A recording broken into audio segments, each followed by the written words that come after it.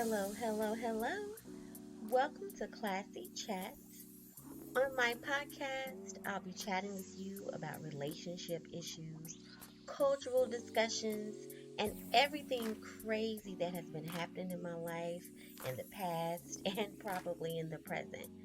Thank you so much for taking the time to chat with me for a second, and welcome to Classy Chats.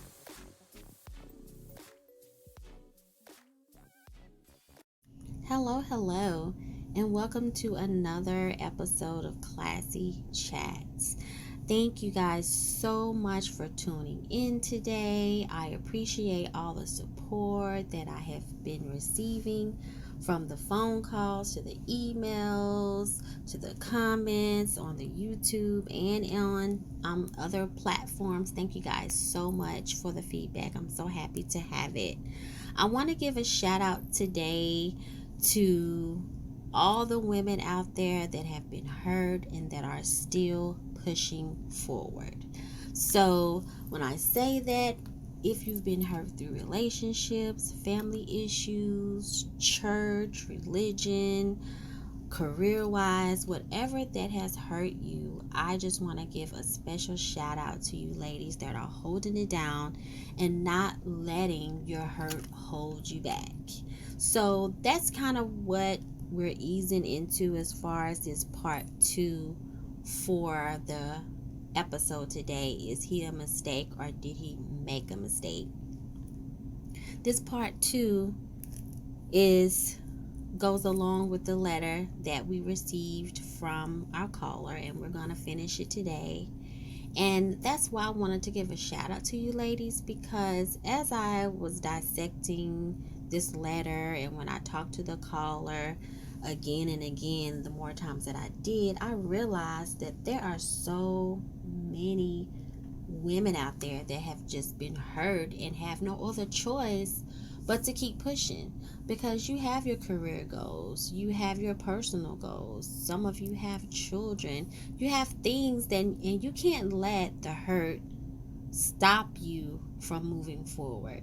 And it wasn't until that I became grown and actually started dealing with hurt and disappointment of my own that I realized, hey, when I was growing up, I would always hear people say women are the glue to the families and are the strongest, in the relationship, and women hold things together. But that's so true.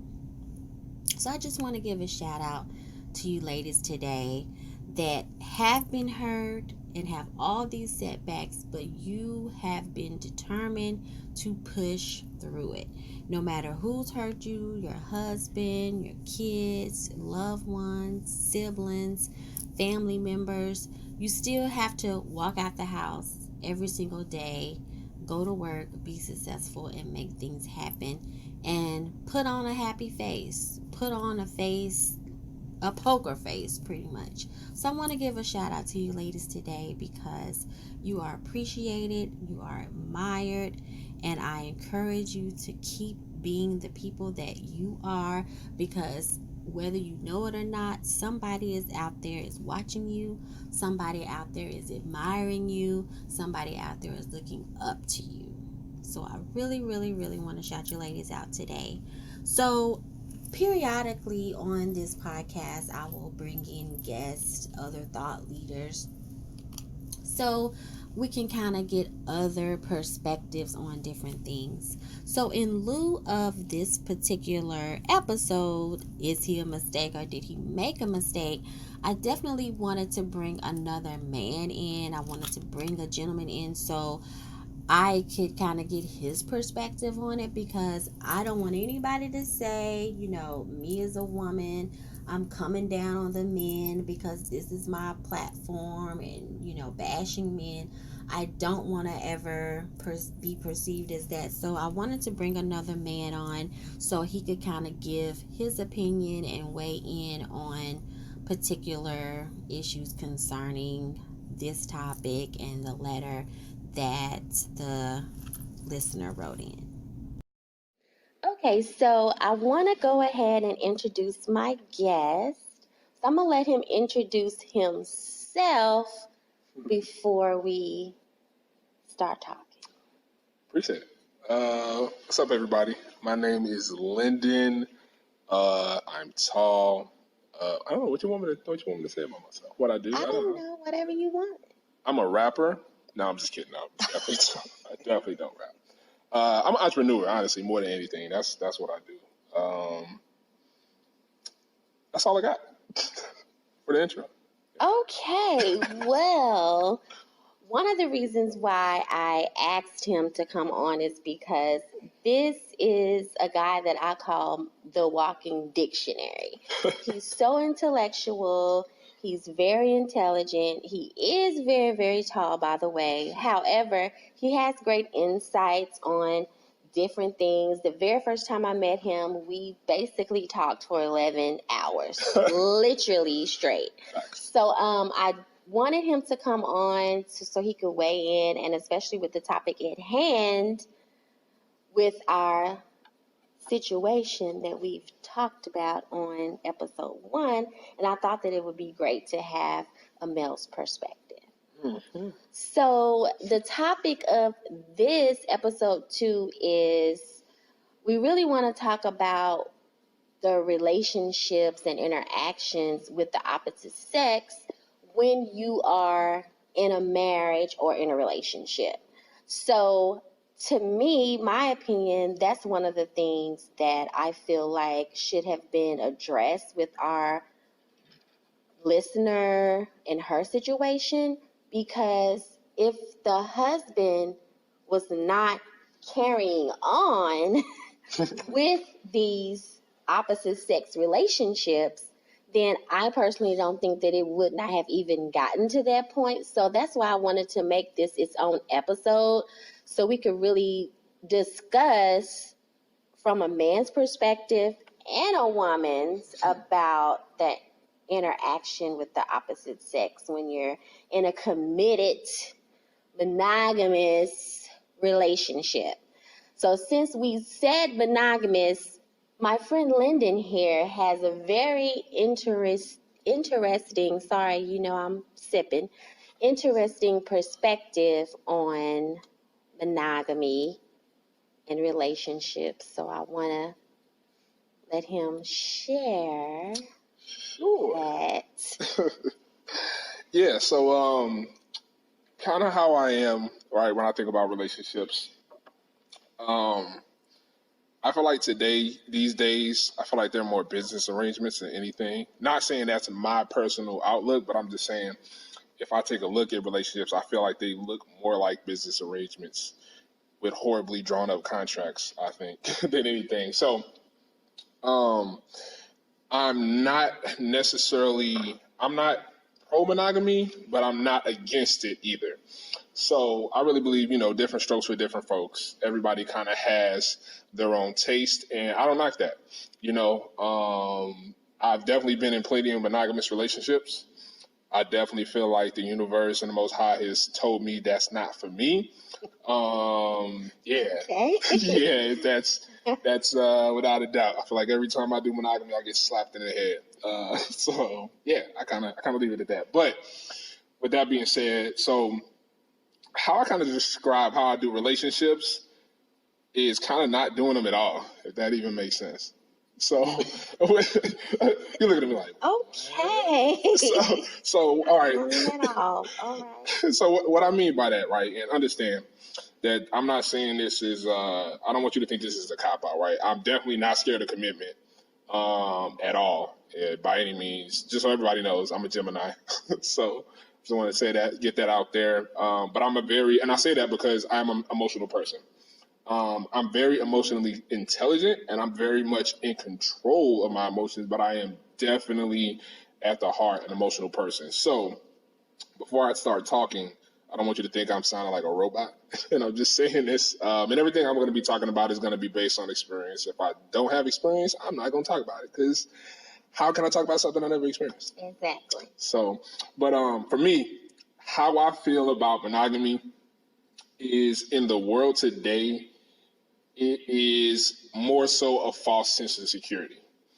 And the reason why I say that is because I feel like a lot of people rely on monogamy in order to handle their emotional and personal problems for them. So what I mean by that is if you have insecurity problems, if you have jealousy issues, things like that, it's a lot easier to operate within monogamy than in non-monogamy, because if you're operating outside of that, essentially, quote unquote, anything can happen, anything is possible, and this is known. There's no, set rules like, oh, I can't talk to her and you can't talk to him and you can't do this, you can't do that. It really is, those two people come together and they learn each other, and they have, I don't even want to say rules, but they have kind of like guidelines based on what they are not comfortable as people. And that's kind of more what I think it should be. And I feel like, especially in the day we live in today, as far as social media, as the way people communicate, right? Let's understand that this is not the 30s, 40s, and 50s, right? Monogamy back then was different. Industrial age, right? Technology was very different. It's very easy to stay away from something when you can't get near it. But when you're presented in a situation to have everything that you can't touch be right in front of you, it's different, because then you really get to start to figure out who a person is, what they like and what they don't like, and what their habits are. It's So you're saying social media is causing an issue with monogamy? Yes, but I feel like it's causing an issue that was already there with monogamy. It just wasn't there. You know what I'm saying? So it's like the issue was always there. Social media brought it to the forefront. Okay. Because it's like I said, if you don't have a way to see all of what's there, it's easy to stay secluded. It's easy to stay in a box. But the second you can see everything, or what you feel like is everything in an instance, now you really start to feel like, okay, I have options. What do I do in that situation? So for me personally, when I think about it, if I'm with a woman and that woman knows that I am in no way, shape, or form at all trying to box her into a relationship with me, and she still stands by me and sticks with me, that shows me how much you care. Not if I say, all right, you're here because you have to be, because that's the boundaries of our relationship, and if you think outside of that, you're wrong. I don't feel like that's necessarily right, because like I said, it's different strokes for different folks. So, and I really want to see a person's character. I don't want a false sense of security in a relationship. I want a real relationship. Right. So that's why I say I pretty much do relationships by not doing relationships, because the way we do relationships today, in my personal opinion, I think one, are trash, and two, are geared to separate individuals more than they're actually made to put people together. That's just, my personal So you're opinion. really sounding like a little player here. So is it that you want to have 3 or 4 women that you're emotionally connected with, or like explain that? Because I don't want anybody to think that you're a player if Right. you're not. Understand? But if you are, Yeah. let the people know. Yeah, I am 100% a player. I love playing women. I love messing with their emotions. No. All right, so I'm just kidding. So I'm gonna keep it super 100. So just so everybody knows, what I'm saying, you can fact check this. The way I am is the way I am, and I don't sugarcoat nothing. So I tell it how it is. The way I see it is, ain't no reason to lie, because it's just not a reason, honestly. But the way I am is I'm actually really picky, like really picky when it comes to women, right? So it's just that, like I said, I'm thinking about in a society where I'm living and we have these certain social constructs. What are these social constructs really doing to help me in terms of a relationship, right? And when I think about all of them, nothing. Okay. Nothing that society is really pushing and pushing on people and digging out, especially for women, I feel like are healthy. So the way I see it is that I want to strip that away, because I really want to see where, one, that woman's heart lies, and then also my own. Now, again, I'm very aware of myself, very conscious of what I am and what I'm doing. I will tell anyone from the beginning, if I do something, it's not an accident. It's not, oh, I didn't mean to. Like, I'm taking that out the equation. Like, it's not, because I'm so aware of myself. Sometimes you can do things as an accident.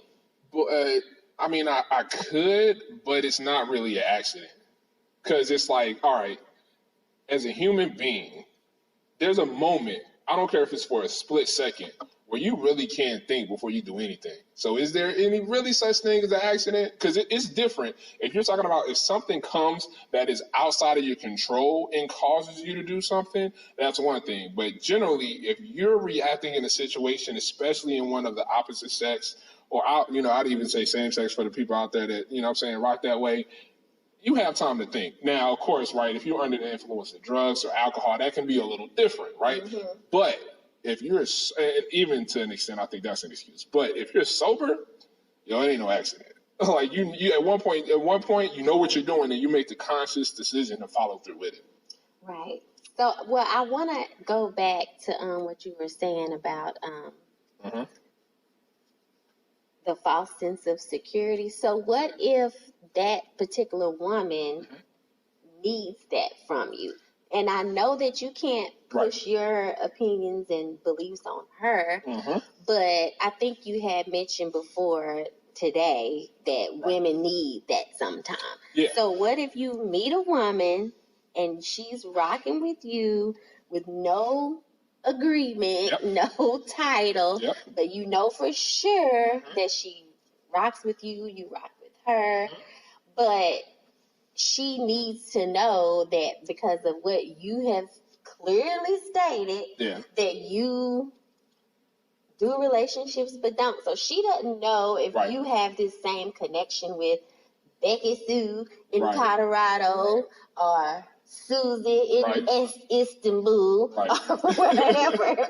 Like, so she doesn't know that. So how, like, what do you say to convince her or tell her, get her to understand what it is? Yeah, I mean, what would you do if you were faced with that? Like, I've been faced with that already a million times.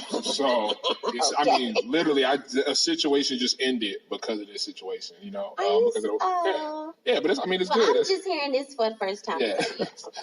So, I mean, it is. I mean, and here's the funny part, right? So, saying this. And it's probably going to sound really bad to the women that absolutely love monogamy and hate what I'm doing. But it is. I mean, in one situation, something just ended that I thought was really amazing. And then on the other hand, I have a woman that I really, really have deep feelings for. And I know I can't go forward with it because she absolutely does not believe the lifestyle that I'm living. Which I can't, what am I to say about that? I can't, Just because that's the way I live, I can't push that, like you said, upon another woman. And nor would I, because, I mean, the society is bad enough. With the shit society is pushing on women to begin with, but I don't need to be pushing anything else further, on somebody that they don't want. So, for me, it's always a conversation thing. Any woman, or really anybody that knows me for an elongated period of time knows how blunt I am, how honest I am, but I can still be respectful. So what I always tell every woman that I date is that I understand that if you're stepping into the space 9.9 times out of 10, you've never been here, and you're going to be uncomfortable. You're going to have 1,000,001 questions. Well, I'm here, and I understand that from your perspective, so ask me 1,000,001 questions. If I put that on you, knew it was new, and then it got upset or expects you not to ask questions, what would that tell you about me? That means I don't need to be in that space. So I always open them to ask anything, and then not even that. I usually take the initiative to express and say a lot. And for me, and the funny thing is that it's really simple. The only thing that makes it so hard is that in that woman's mind, she's literally going to have to pretty much undo everything she's probably been told and taught from family members and friends and all other parts of society for her whole life. And generally, the older the woman, the harder that is, because the more deeply rooted it is, Yeah. And I always tell the woman too, like, yo, this ain't for everybody. I can love you to death, but if I see that this is killing you on the inside, I'm gonna let it go. Because my goal is to love you in a way that makes you feel good and secure. And if for whatever reason you don't in this situation, then why am I going to keep you around for my own sake? That's, to me, super selfish. So you're basically doing the Nick Cannon thing. You want to have multiple women that you love and treat them good and, have a good relationship with them. But it's like you can love multiple people. So, yeah, no. Okay. So, yeah, to the part to where I can definitely love multiple women. No to the part to where I want to have multiple women. Honestly, I just want to have a deep, soulful connection with a woman. Now, if it happens to be more than one, which me personally, I feel like I've had enough confirmation from the universe that I really feel like that's the case. And I feel like because of that, I'm not going to not say that to a woman because to me that would just be wrong. If I'm knowing that in the back of my mind, or I really feel or I believe this, I have to be upfront. Because if not, okay, whoa. Rewind and say that again. You're not gonna say your deep connection is not with a woman. No. I said I'm not gonna not tell that woman that I believe that I'm gonna be with multiple women. Oh, okay. I thought you were saying you opened the connections with. Yeah. No. Nothing's wrong with that. I just want to make sure. No, you're good. Okay. You're good. So, yeah. So I mean, that's what it is. I mean, essentially, right? If I'm in this space, and I'm in this space with one woman, essentially, I am monogamous. It's monogamous until it's not. Okay, so this kind of brings us to leading up to what the topic is about the interactions with other women. Mm-hmm. So I wanted to get in. I'm happy that you said that statement because the thing is that, okay, you said that you wanted to have a deep connection with a woman and it may or may not be more than one. Correct. But my thing is that, okay, so if you already have a connection with woman A, for you to even know that you have a connection with woman B, you have to have the door open for you to see that and communicate with her and put in the time and the effort to get to know her to see if you have a connection with her. Yep. So going back to the question at hand, the topic of this episode is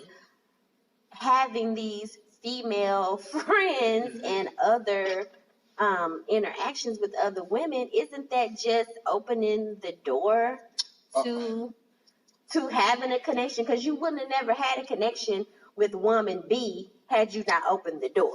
So, yeah, no, right? Because the reason why I say this is because, and this goes back to what I said before, there's no accident. There's no oops, I didn't mean to do this type of deal. Now, emotionally, that can happen, right? You can't necessarily control your emotions to a full extent to where you literally determine exactly who you love and who you don't. You have more or less some control over it. But generally, that feeling can come as it wants to. You know what I'm saying? Connections can form within a fraction of a second. So for me personally, right, I can literally be just friends with a woman that I am completely attracted to and feel like I would be greatly in a relationship. And I will never cross that line. But that's because I have a lot of self-control emotionally for myself, and I have a lot of self-respect or a lot of respect for that woman and herself. So for me, like I said, I always hold myself to the highest degree when it comes to accountability.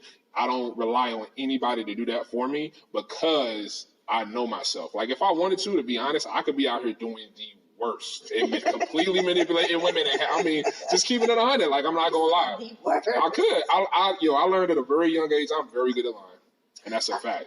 Yeah, I mean, I did, but I'm just honest about it. You know what I'm saying? So it's like, okay, do I want to use that for good or do I want to use it for bad? So with me knowing that, and that's the reason why I love coming on podcasts or talking about this in general, because when I tell this to a group of people or tell this to other people, there's more people that know. So not only am I holding myself accountable, but now other people can hold me accountable to what I say. Because if I say that and then I'm out here messing with Sally, Jane, Shaniqua, and Quita, and they all just, I'm out here wilding, and if they hear me or they see me, they're like, wait a minute, did he say so-and-so? So it's like, I have to live up to my words. Otherwise, what am I talking about in the first place? So, that can be controlled. Getting back to the question, if I meet a woman and I have a connection, a deep connection, I feel like there really is a time for everything. I feel like if it's really supposed to happen, the universe and the Most High will give you open, and you'll know it. It'll be undeniable. Like, yo, this is what it is. Yeah. Problem is, keeping it super 100 to all the guys that's listening. Most of y'all is trash. I'm sorry, and that's real. I'm not even trying to downplay it or nothing like that. But like, it really is. Like, I've had conversations with women that I really know and that I really trust. And the stuff that I see come through their inbox, their DMs, I'm like, yo, what? Like, I really thought, like, the first time I asked a female friend to see her phone so I could really see the stuff that was coming in her inbox, I was dead ass disgusted. I was like, yo, who's really, like, who raised y'all? Like, y'all out here doing the most, like. That is my thing. Who raised y'all? Like, the devil. Seriously. Like, some of the men, that is so true. Facts. Their mind frames, the way that they think, the way that they treat women, talk to women. Right. I mean, and good women that are not perfect, but women that you clearly see ride for you. Yep. You know, it's like some of these men, that's their goal, is to tear you down. Yeah, and it is. Narcissism is real out here. I feel like it's a disease that's spreading like cocaine in the 80s for real, and it's not cool. It really ain't cool. And you know, I mean, I think and when it comes to that, I think definitely society and the way we socialize, especially social media, has a big a big huge part of that. I mean, just the way women are sexualized these days, and men are feminized almost, in a sense. I mean, it's crazy the type of stuff I see. Oh my goodness. Okay, so let me ask you this. Yep. So on this topic, we're going to get back to this question for our listener. But that statement that you just said, men are feminized? Correct. So do you think that, and I don't know, you know, this would be the first time that we talked about it. I don't know your upbringing. I don't know anything like that. Yep. But do you think that I'm trying to see how to put this. Yeah. Do you think that men that were raised by women, and mostly women, grow up to, I mean, forget being politically correct. I got you. Women raised men. So do you think that man would grow up to like think like a woman, act like a woman, like do more feminine stuff, things, as opposed to if he was raised by a man, and you know, you know what I mean? And then and then the same thing with a woman. Do you think like if a woman had more male dominant presence in her life, that she's more, when she becomes an adult, more things like masculine, like protector, business, straightforward, you know, not the typical sensitive woman as women are quote unquote supposed to be. And then, you know, kind of, do you think that is true or not true, but but does it hold it? I think it absolutely holds weight. So it's funny that you say that, right? Because I really think, man or woman, if you're raised by one parent rather than the other, whether it's the mom or dad, there's always going to be a slight, basically. The mom, lack of a mom, or overcompensation of a mom is going to be emotional. Lack of a dad or overcompensation of the dad is probably going to be more lines of masculine respectfulness and stuff like that, you know. I mean, I've known men and women that have had neither mom or dad. So this is something I've evaluated in my head just from my family, just from my friends, because I love dissecting people. That's what I do. I'm a very analytical person, as Geminis usually are. So, you know, I like dissecting and I like to look at situations and facts and put it together, because I'm the type of person to where if I can learn from somebody else's mistakes rather than having to go through it myself, I'd much rather do that, because I've made my mistakes by myself and I've learned from them. But watching a lot of people has kept me from making those really detrimental ones that I see a lot of people get in. It puts them in this vicious cycle of death, especially when it comes to relationships. So, I think it's extremely important for a man and a woman to have both a mother and a father there, but not only to have a mother and a father, but for that mother and father to emulate a man or a woman in the correct way. Right, and that's the key. In the correct way. Because if you have a woman that's overly masculine or you have a man that's overly feminine, then it's not going to make a difference. It's the problem. It's going to be skewed either way.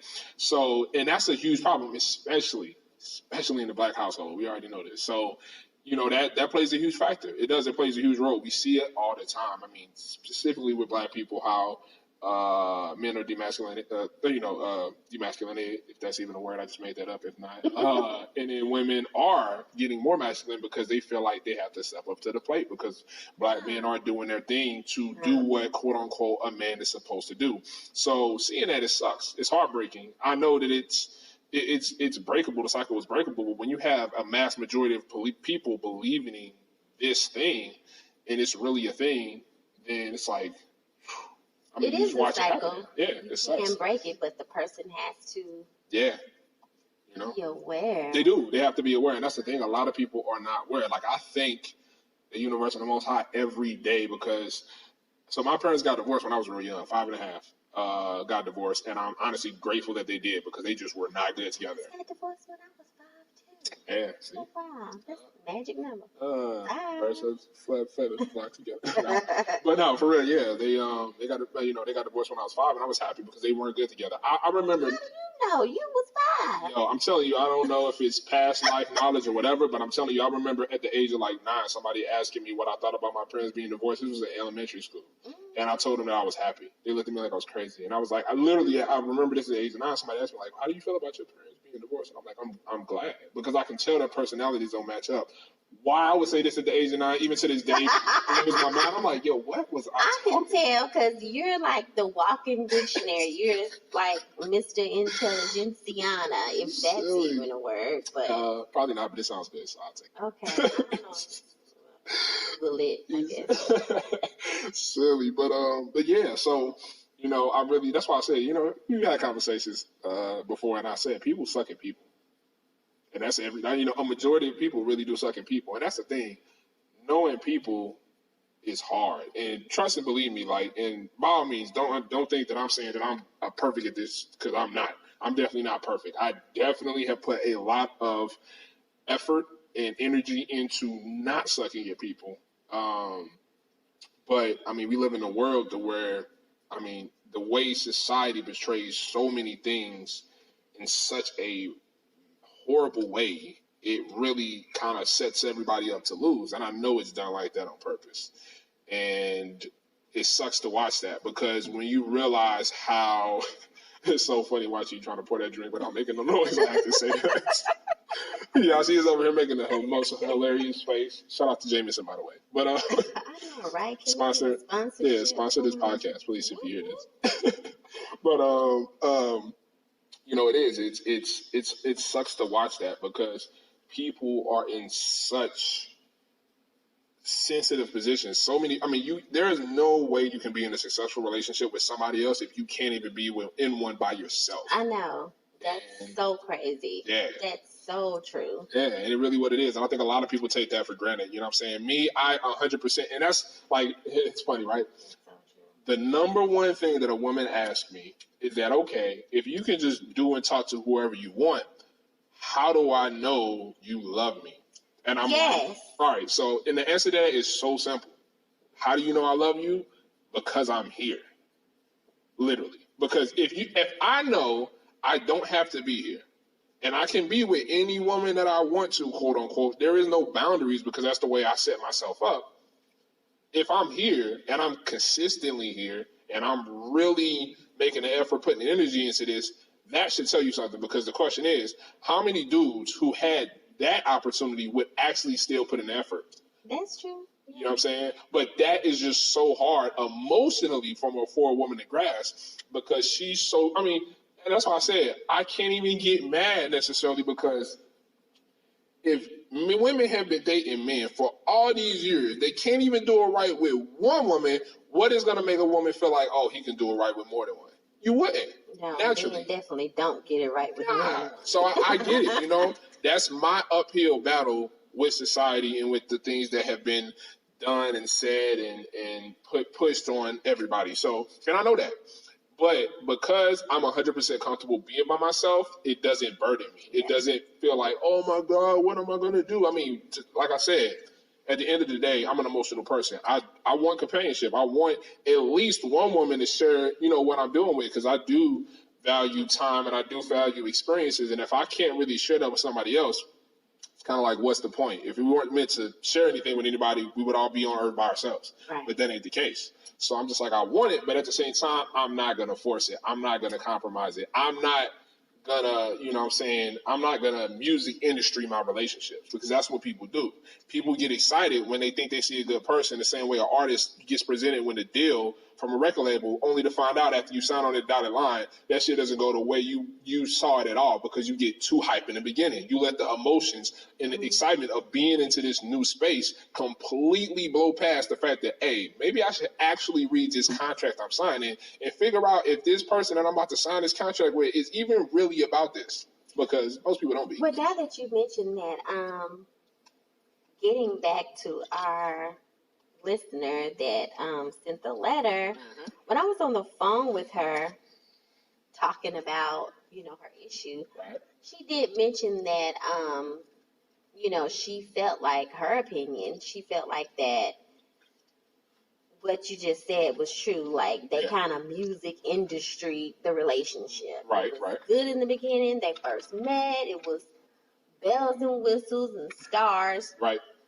And then after they got married, he just completely started basically, basically treating her like shit. Yeah. Acting like he didn't want to be with her. He didn't want to be married to her. Right. Like, she just pretty much felt like he was treating her like shit. So she could leave him, and he could pull the woe is me, she left me type of stuff. Right. So, so with that being said, like, what would you say to somebody that has music industry, their relationship? Yeah. And then if you really get into the relationship and you're like, okay, well, I really don't want to be married anymore. Yeah. It's not you. Yeah. It's just not for me, and then, treating that person Right. wrong and like crap, like they've really done something to you, and Right. then which leads to exactly what we're talking about, the lady, our listener, and her issue, like he's cheated and just downright disrespectful. Like, he didn't even, in my opinion, if they got married in the beginning and then he decided that he didn't want to be married, there was no need to treat this woman like crap for 3 years. Right. There was no need to do that.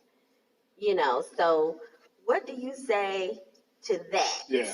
So what I say to that is defense is always the best offense.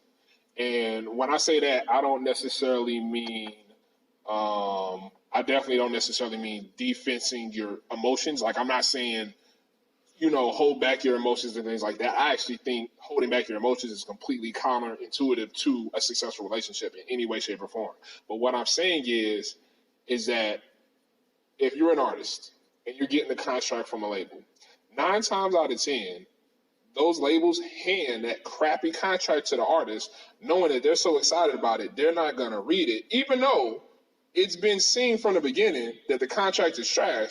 But if you're not excited, or you're so excited you don't read it, or 2, go to read it, but you don't know how to read contracts because you're not a lawyer and you don't understand the lingo, then you're going to have a problem, but you don't even know it yet.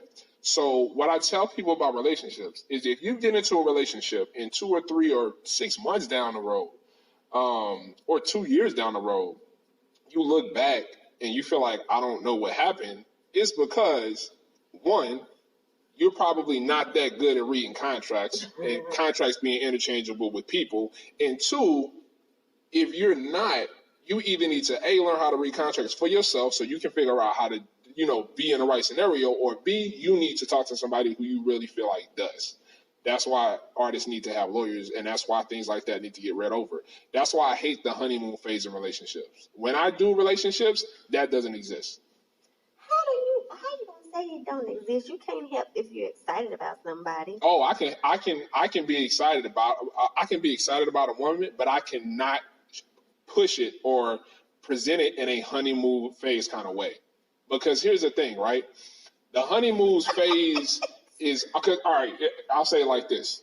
You may be in the honeymoon phase and not even know you're in the honeymoon phase. If you're in a honeymoon phase and you don't know you're there, that means you don't know yourself well enough to be in a relationship in the first place. I mean, if you're excited and you're exuding this happiness, y'all all touchy-feely and but you would know that. kissy, woo-hoo. Yeah. Okay, but if that's how you feel, what's wrong with showing that? No, showing it isn't the problem. What happens is that most people, when they show it, they ignore everything else. Like what? Like the signs that show that that person is probably trash and they probably shouldn't be with them in the first place. That's the problem. Yeah, they sure do, John. You know what I'm saying? So with me, right, in reality, if I can walk into a situation to where I know I can do that and a woman won't overlook everything else about me and only be captured in the excitement of me treating her so great, then I would feel a lot more inclined to do it, right? But because I want her to pay attention to me and not just the gestures and the motions of me being this or that, right, that's the reason why I clip that usually from the beginning. Now, believe me, and I'm at the heart a romantic. Trust and believe that. You don't sound like one. I know. That's why I said I know it sounds crazy, right? But that's what I'm saying. That's a combination of being inside of yourself and outside of yourself at the same time. Because think about this. If I'm really paying attention to you and I really want you to work, I'm going to have to do both things that are me and aren't me, right? You have to meet in the middle. Right. Now, here's the thing. Now, here's where I work it, right? If I know myself and you don't know yourself, not only do I have to be myself, but now I have to be you too. I know that's right, and explain you to you. I got it, and I do what it all the time. What in the hot mess world is that? That's how it has to go, though. That's how it has to go, and I don't mind. You know what I'm saying? The way my mind is, that's that. You know, I'm an old, like I said, I'm an. I gotta explain person. You to you. You, yeah, it happens. That's. People don't know how to do people. So that's what I'm saying. If people don't know themselves, sometimes you got to explain them to them. And that is so crazy to me. Yeah. Like that phrase just stuck out to me. I got to explain. I got to show you you. Yeah. Like if you have done something for 2, 3, 4, 5 years repeatedly, do you not notice that? Like, yo, a lot of people don't. Really? And then you got to understand from my perspective, too, is that I'm dealing with women. So when I do that to women, they get extra emotional. They be like, yo, how you going to sit here and tell me, after I done been with all of these shitty dudes, that you know me better than myself? And that's the thing. When I talk, if I'm having a conversation, I'm not trying to talk at you. I'm trying to talk to you. And on top of that, anything that I say, I'm supporting with facts. I'm like that woman that could reference something 2 years ago to validate something that I'm saying right now. You know what I'm saying? And I don't do that. I'm not doing that to make you feel bad. I'm not doing that to bring up the past. I'm doing that to validate a point, to show you like, hey, this is what I'm observing, and these are the facts that I'm using to support why I feel this way about my observation. I like it when you bring facts. Nah, they don't, because it but then they get pissed off that you bringing up facts that they have done for not just once, twice, like over years. Like you can't hide the facts. Nah, you can't. You can't. People don't like the facts. Nah, they don't, and that's the problem. And then they say you talking down to them, treating them like you think you better, and it's this and the victim, and I'm like, this is nah, we not do. We're not making up stuff. This is the facts. I stop that at the door all the time. I'm like, nah, I don't want to hear the sob story, and I've been with a lot of different women that have been through crazy. Yeah, I've been through a lot of different women that have been through some seriously traumatizing stuff, right? But there's still a level of accountability. Like, just because you went through A don't mean you can be out here doing B through Z. It's not how that works. Off and Trey. Yes. That's a level of accountability. That's what it is. And if you're not ready to be accountable, then you can't move to the next level. Nope, negative. Do not pass go. You do not collect 200. But then if you tell the person that they are not being accountable, they're mad at you. They're going to be mad at you. Yeah, I mean, that's a defensive mechanism. It happens. That's narcissism at its finest. I know. It's like, hold on, this don't work like this. And that's the thing. Once you know that, and you can acknowledge that with that person, you start to dissect what's going on. So that's the thing. 9 times out of 10, if years down the road, the person you with is trash, I can almost guarantee you didn't realize. I mean, it was there. Signs were there in the beginning. Because, like, for me, it was trash in the beginning. Exactly. You just ignored it. You just ignored it. Like, for me, every woman that I've been in a relationship with, I can say for the last 7 to 8 years, that has not worked out, it's never been a surprise. It's always been me looking, analyzing this woman, and saying, like, okay, I can clearly see these things are possible and it can go that way, but let's really just give this a shot and see where it goes. It goes left. Sometimes it just doesn't work out. But it's not like, oh my God, I can't believe she did that. I'm so shocked. Yeah, like, perfect example. One of my ex-girlfriends, and out of respect, I will not say her name. But you did call her a girlfriend. You gave her a title. I did. Oh yeah, I'm, for the sake of conversation, I don't mind giving it. You know, I still got to talk within the realm of understanding of these people. Otherwise, I'd be like, subject X. Yeah. Right, subject X, and we were involved in situation A, and that'll just sound weird. Exactly. So, yes, it will. So, yeah, the girl was my girlfriend at the time. We were great together, but she definitely had personality issues, conflict of interest with herself because of things she's been with in the past. And this was nothing new. I knew this, but I was like, okay, let's go down the road and see where this goes. Things were great, right? But she got to a point to where she just, because of how great I treated her, I did everything that she wanted a man to do. But again, because I'm not living in this box of monogamy, it messes with her mind. It fucks with her. So, she was always struggling with that. And I know people to the point to where, okay, if I can see where you're lacking and we have a conversation and we both acknowledge this, my focal point is there. I'm trying to help relieve that so that we can become stronger together. Really good at that. So that's what I always do. Well, it got to a point to where, and again, I always tell a woman in the beginning, this is my lifestyle. This is how I am. I'm going to be 100% with you from the beginning. And if you say you want to go down this journey, you have to be ready to understand that there's a chance that you will not be the only one. And then you really may not like it down the road. So are you okay with her having other men too? Yeah, why would I not be? That would are be you having sex with these women? I just want to know. Yeah, I have sex with these women. Are you okay with that woman having sex with other people? Yeah, because if you think about it, right, it's based on trust. Why would I put myself in that situation if I felt like I couldn't trust the person who I was having sex with, making her decision with other people? That means I probably shouldn't be with her in the first place. Well, that's just nasty to me. Yeah. I mean, like I said, different strokes for different folks. But again, I'm not having sex with you, and you're telling me that you're having sex or could with other people. Yeah, but here's the thing. Naturally, most women don't do that. That's just not... It's not their cup of tea to an extent. Or let me say not... The naked ones on Instagram, they do. That's what I was going to say. That's different. Because now we're talking about a whole new age of women. Now, those women, I'm not, you know what I'm saying? I'm not... The women that you deal with. I got It's you. really not the case. Because that's how I am. You know what I'm saying? I know that I have, quote unquote, all these options, but I'm not out here just trying to smash everybody. That's just not... I'm good. So, we get to this place. She was all, I really want to get a house and I really want to do this and that. And I'm just kind of like I said, I'm an entrepreneur. So I'm thinking long term, not short term. House right now, short term. Mansion in the future, long term. All right, I'm trying to get the mansion, not the little 3-bedroom, 2-bathroom. I mean, that's cool, but who cares? So, we talk about this the whole time and I can see she really wants it. So, you know what? I'm like, all right, relationships are about sacrifice. So let me just go ahead and we'll make this happen. Did it almost instantly. So got the house for her. And she was surprised. She was happy. It was cool. We moved in. Not even 2 days later, it was like she got... You just know when somebody gets so comfortable, but it's unhealthy. Don't talk about comfortable. I already know. So you know what I'm talking about there. She got so instantly comfortable that I felt... I got to have another sip. Ooh, these comfortable people, child. She got so comfortable that I felt a complete shift in her energy. I was like, ooh, okay, we're going to see where this going to go. That is crazy. Why do you think people get comfortable and then start treating you crazy? Because that's just how some people are. Like that's ungrateful. It is ungrateful, but like I said, it tells you a lot about a person. Some people, that's what I'm saying, that's that narcissistic stuff.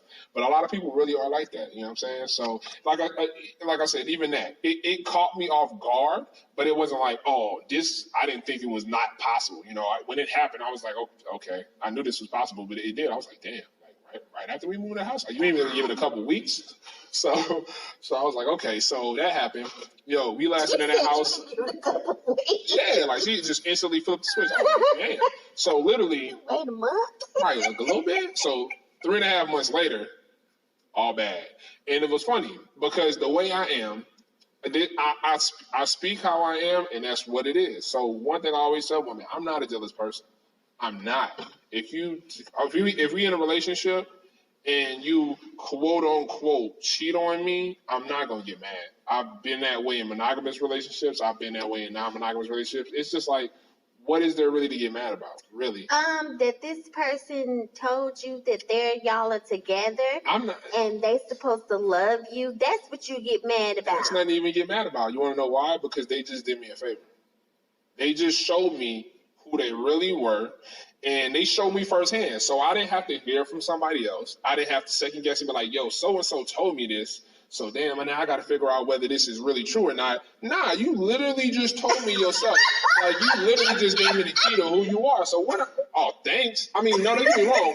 Emotionally, it's like, damn, I loved you. So that part's gonna suck. Tell me. Yeah, like I just got firsthand news from the source. Like, I can't even be mad at that. Now, emotionally, of course, it hurts. It sucks because it's like, damn, I loved you, and I put so much energy into this, and you just completely took a number 2 on this whole situation. But you know that I'm good at dealing with my emotions like that. Stuff like that could come and pass. You know how long I was with her for 2.5 years? You know how long it took me to pass through that situation? It took me about 3 days. What do you mean pass through? Like, to literally process the emotion. Go. I cried about this. Like, I let 3 days. I let the emotion go. I'm really good at getting through those situations. I don't sit and just sulk. I don't sit. Now, of course, that's different from women. Very different from women. I understand. You know what I'm saying? For women, that's very, even for men these days, that's very different because men be wilding too, and they really be sitting in some stuff. But for me, that's all I needed. You know what I'm saying? But the funny part about this is that through this whole situation, like the way I'm like, yo, if you want to leave, leave. I'm not holding you captive. That's the whole reason I'm in this space in the first place. That's right. This ain't no hostage this ain't no situation. Hostage. Yeah, like if you want to go, go. So she really wanted it to be a reason that I messed up, so she can feel justified for us breaking up, and then she can go on her way. That sounds just like the listener. Narcissistic. From what she was telling me on that phone, that's exactly sounds like the listener. Happens all the time. Her husband is treating her like crap, acting like she did something. And she's like, wait a minute. yeah, I mean, I talked to her this morning. Yeah. That's why we're doing this session. Yep. I talked to her this morning, like she's acting like sorry, my words are twisted. Got a little Jameson. Shout out Jameson. Give us a sponsorship. But that's what she's telling me, because on episode 1, I was talking about look at his actions. You know, if he's really sorry and saying that he, really wants to work things out, the actions are going to show. Right. But whenever she tries to talk to him, he hangs up on her.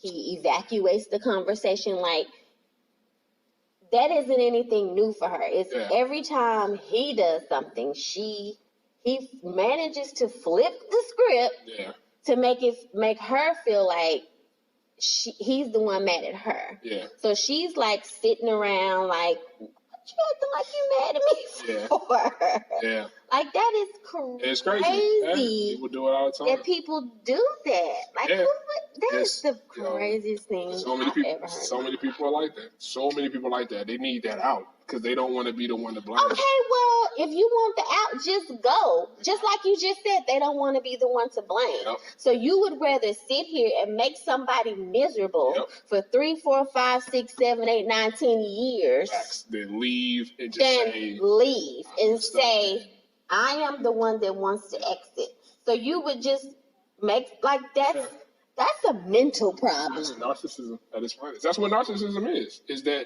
that person isn't holding themselves accountable for their actions at all, and they're blaming the other person when it's really their fault. You got all these things that you've done. Yeah.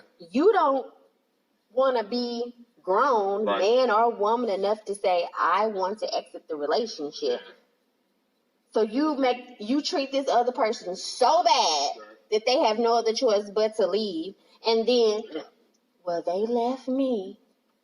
Yep. I didn't want to leave. I didn't file for divorce. Yeah. They did. Oh yeah. And then that is crazy. It is, because that's how they live with themselves in those situations. That's why, like, my ex, that's why she got so pissed. It is. I mean, but to them it's not. So I mean, a person can't do right if they don't think they're doing wrong in the first place. I know that's right. So, and that's how my ex was. You know what I'm saying? She really didn't think she was doing anything wrong. And it was even more funny part was that she realized that I wasn't going to do anything to mess the situation up. So her final thing to try to get me to leave, right? Her not leave me, but me leave her, was she came out and was like, and it was like she basically, when was this? This was in March. No, yeah, March, yeah, mid-March when this happened. And she was like, all right, I got to tell you something. And I was like, okay, what's up? She's like, I've been seeing this dude and I've been cheating on you. And she said she's been cheating on me since last February. So this has been almost a year. Sounds like the exact situation of our call. The basic slap in the face, like you have no other choice but to leave me. You know what I said when she told me that? You know what I did when she told me that, though? I laughed. I literally laughed because I'm like, damn. Like, at that point, I almost felt bad.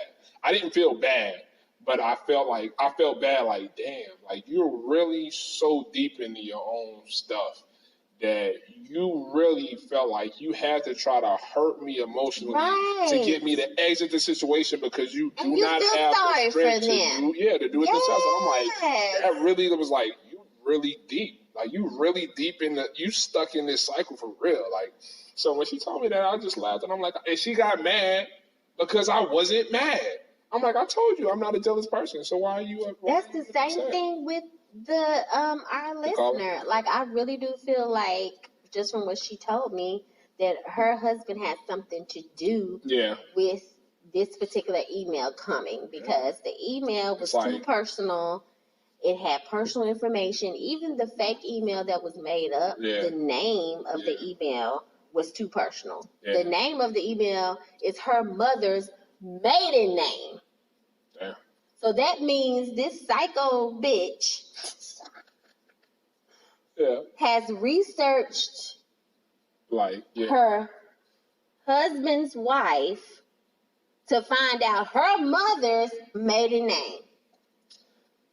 Somebody done gave somebody too much information. Yeah, or he might have just been too chill. I mean, obviously, she's been around for a minute, then she knows how to gain access to his stuff. Either she's snooping through his stuff and finding this information herself, which means she's got to be really close to him. Yeah. Or he's literally just telling her all of this stuff. I mean, either one is concerning. But I mean, if he's telling her, he's definitely promising her things, and she's mad because the things that he's promised her coming to fruition because she's doing all this.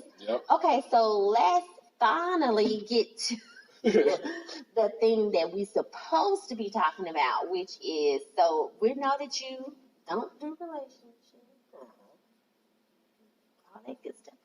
So if you did do relationships, what do you feel about communication on both parties, men and women, with the opposite sex? Like, I'm not talking about, of course. Like, if I was in a monogamous relationship, what do I believe? How do I believe communication should be done with people of the opposite sex that are outside of the relationship, right? Yeah, because I mean, that's opening doors. I'm not talking about longtime friends for you, or if you know, as a female too. I'm not talking about long-term friends that you had in and out of relationships. Those are long-term friends.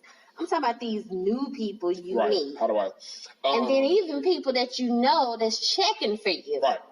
Yeah. So, me personally, there is no right or wrong way to do a relationship. There's only a way to do it. And both people in that party, speaking on monogamous relationships, they have to be in agreement to whatever boundaries, rules, or whatever they set. If they're not, there's always going to be a problem, right? Because honestly, the answer to that question is strongly based on the person and how much they know about themselves. If you know you're in a monogamous relationship, meaning you can't cheat, or you know it's bad to cheat, or especially if you don't want it to happen to you, If you're not good at operating in situations where a door is open, but you know you ain't got to walk through it, then don't even go near the fucking door. If you know that, and don't try to play and diddle daddle, and like that's not the time to play with that is when you're single, not when you're in a committed relationship. What if you dibbling dabbling in the door because you want some attention? I mean that's to an extent still in the problem, because anybody wanting any kind of attention to any degree in some way, shape, or form is going to pose pressure on something. You get what I'm saying? Because you shouldn't feel like you absolutely need attention from anybody or anything. You should feel 100% comfortable within yourself. Now, I understand we're humans, we're not robots. So wanting attention is going to be natural. But if it comes to the point to where it starts to really affect things, then that's where it's a problem. So that's why I said in any situation, emotional intelligence is 100% important.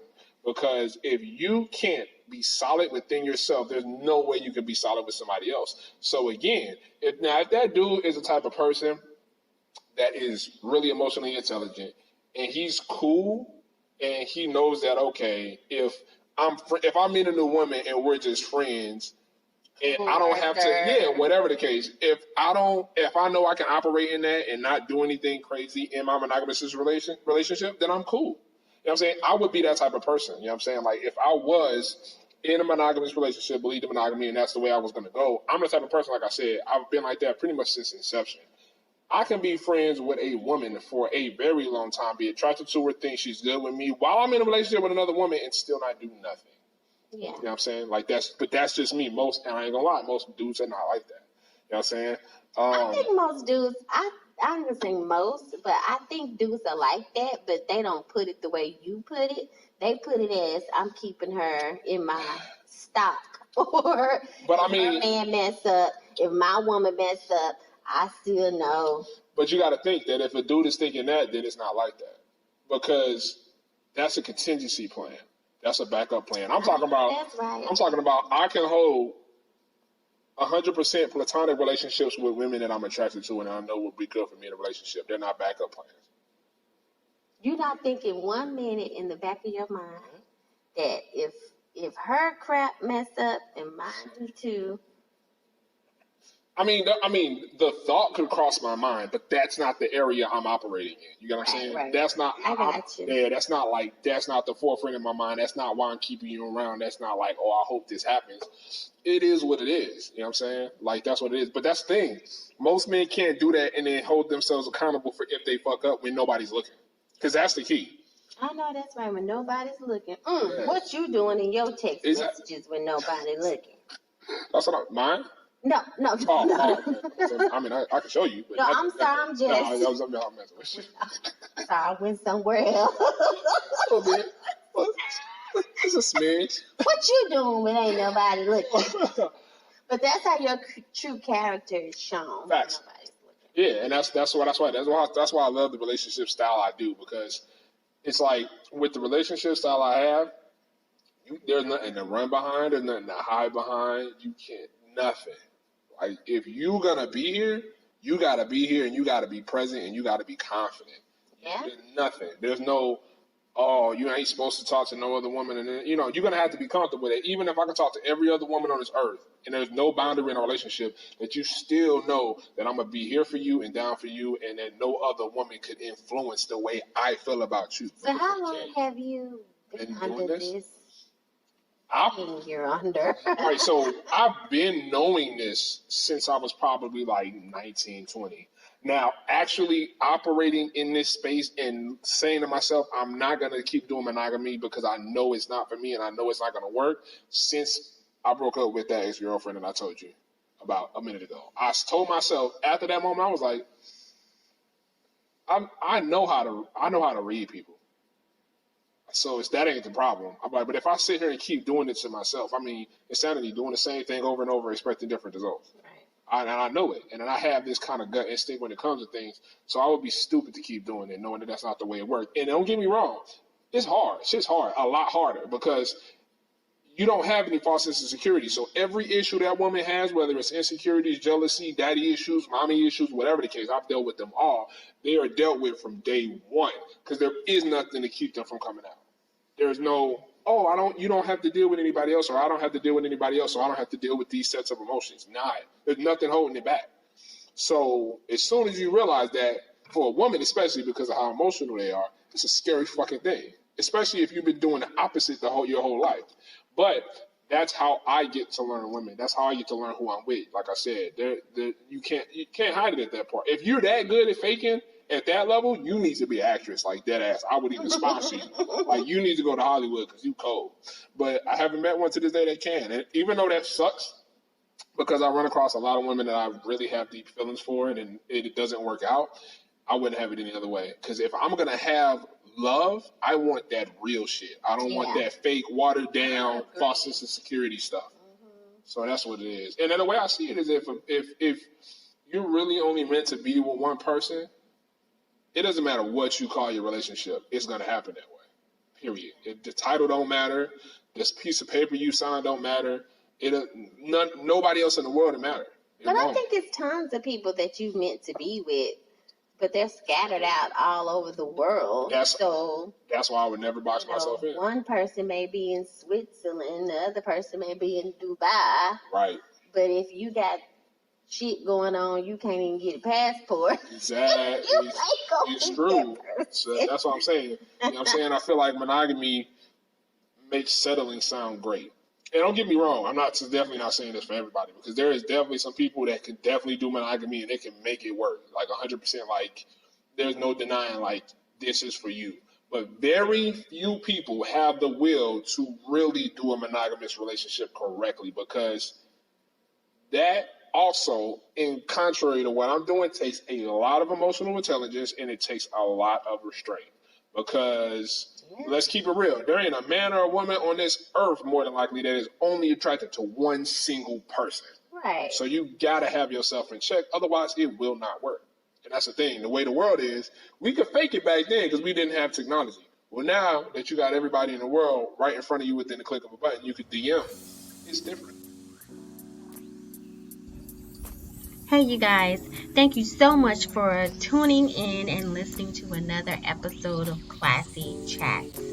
I want to extend a big thank you to everyone who has written in, who supported me, who has sent emails and contributions. I really appreciate it.